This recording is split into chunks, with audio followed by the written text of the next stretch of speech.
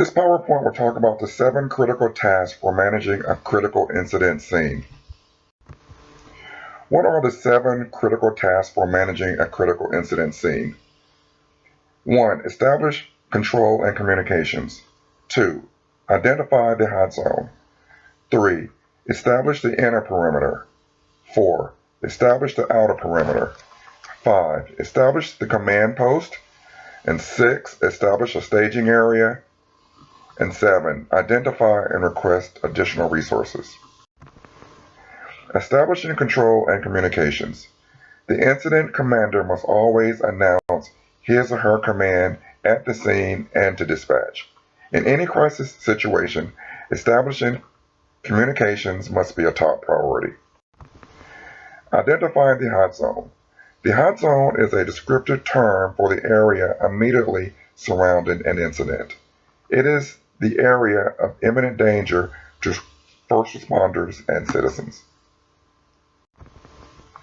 Establishing the inner perimeter. The inner perimeter defines the area just beyond the hot zone and within which responders operate to directly control the situation. Establishing the outer perimeter. While the inner perimeter controls the incident, the outer perimeter controls the response to the incident. Establishing a command post. Any command post involving armed individuals, either fixed or mobile, should not be located within the line of sight of an incident. Establishing a staging area. The staging area is a specific location to which additional resources respond and wait for deployment to the scene. Identifying and requesting additional resources. Identify and request additional resources proactively. Do not simply request what you know you already need. Brainstorm to predict what might be needed, such as SWAT teams, hostage negotiators, bomb squads. How can the 7 critical tasks effectively resolve a scene? In this LP4 assignment diagram on stress and leadership, the sheriff's vehicle will act as the mobile command post of the critical incident scene. How would you establish control and communications on the incident scene? By announcing your command both on the scene and to dispatch. Announcing your response to and command of the scene removes any questions as to who is in charge of the incident. Problem assessment. Once you have assumed control of the tanker truck incident, you must quickly assess the situation. Gather initial information from first responders, such as what is the nature of the incident? What is the exact location of the incident? How many suspects or victims am I dealing with? What is the number and or type of weapons or vehicles involved? What type of chemical is involved? Is this a terrorist threat? Making the right decision. Depending on the nature of the incident, your hardest decision may not be to take an action. Stories of police officers being seriously injured or killed from chemical releases are all too common. Chemical releases continues to cause injuries and deaths, not only among persons who work with chemicals, but also among members of the public. Problem assessment and establishing communications. This is very important and must be a top priority. Keep the lines of communications open at all times. During the crisis phase, keep your radio communications on the original frequency used when the incident begins. All other radio traffic should be on secondary frequencies. Regardless of the type of communications mode, secure it so that you will always have access to it. The hot zone. Hazardous chemicals can induce a hot zone, as occupants are in danger of it disrupting their biological processes. For example, if while driving down a highway, an oil tanker gets into a car accident and spills its load on the pavement and surrounding grass areas, those areas affected would be considered the hot zones. To correct these incidents, fire departments will deploy their hazmat or hazardous materials teams to render the area safe once again. These types of spills can be harmful to people and to the environment because they are not meant to be there and therefore contaminate the land. Identifying the hot zone. The hot zone is the area surrounding the incident. In this diagram on the hot zone is a descriptive term for the area immediately surrounding an incident, the area of imminent danger to responders and to citizens.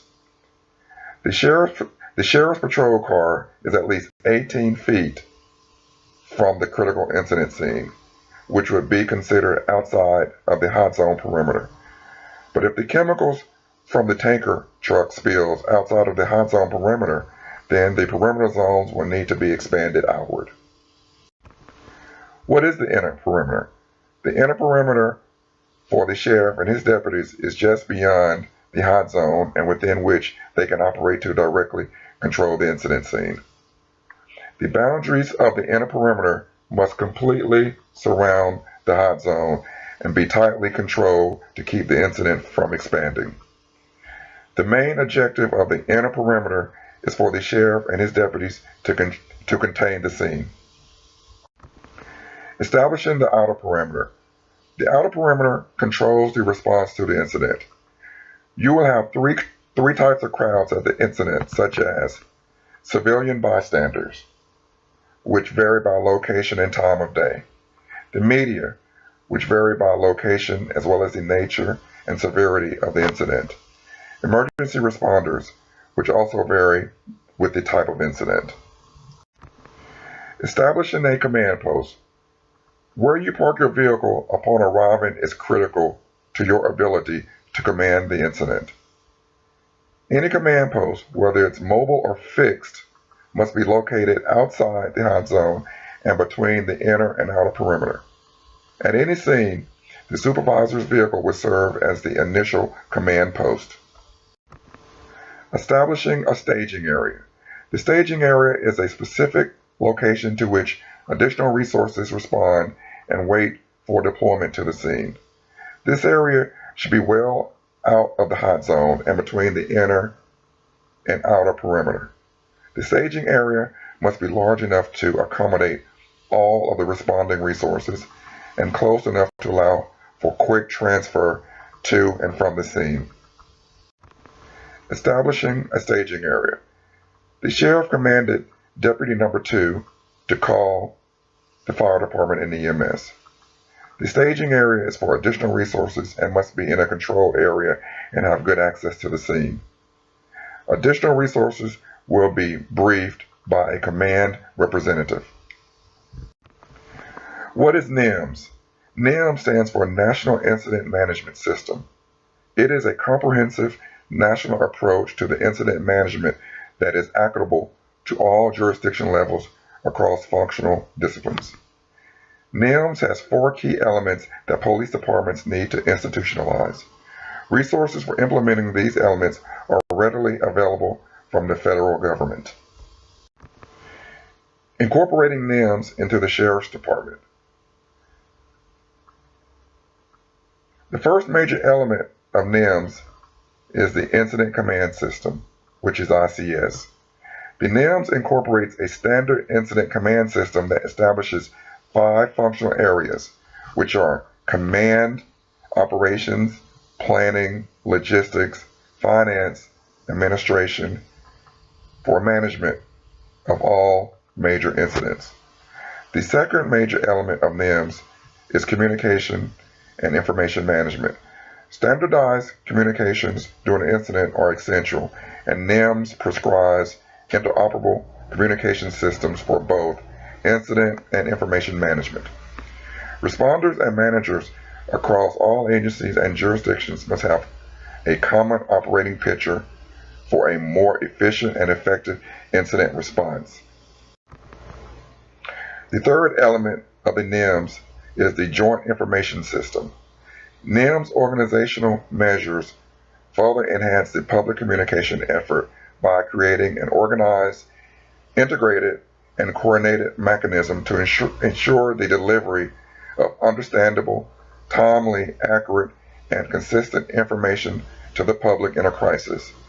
The Joint Information System provides the public with timely and accurate incident information and unified public messages.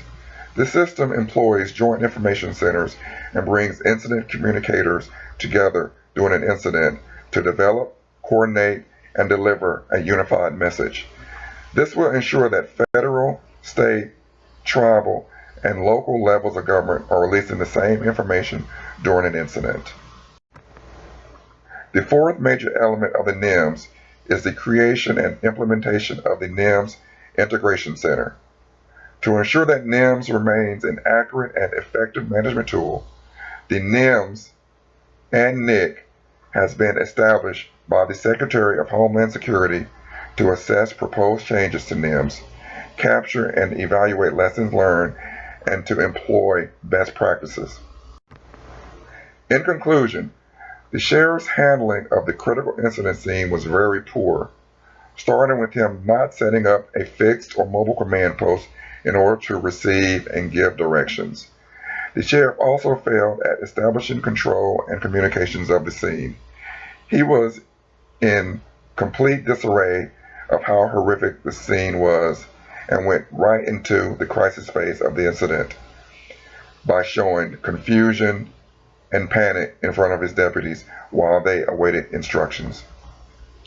In the sheriff's problem assessment, he was aware of the tanker truck chemical leak, but he let his deputies decide on whether to help the injured or wait for hazmat. In this case, he rushed in not knowing what was leaking from the truck. He also failed to establish a hot zone as well as an inner and outer perimeter. The sheriff did pass at calling in additional resources such as fire and EMS.